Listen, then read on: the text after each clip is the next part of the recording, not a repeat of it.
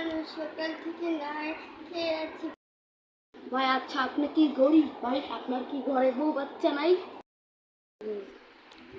ও আমার একটা বউ আছে আর একটা ছোট মেয়ে আছে। ছোট মেয়ের ক্যান্সার, আমাকে ওইটা একটা ভিক্ষা দেন। ভাই দিতাছি। আচ্ছা ভাই এত দুঃখ রাখবেন না।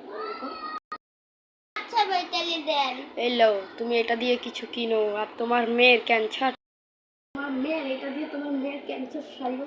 আর যদি কোনোদিন টাকা লাগে তাহলে আমাকে বলো, আমি তোমাকে দেবো। আচ্ছা ভাই তাহলে যাই।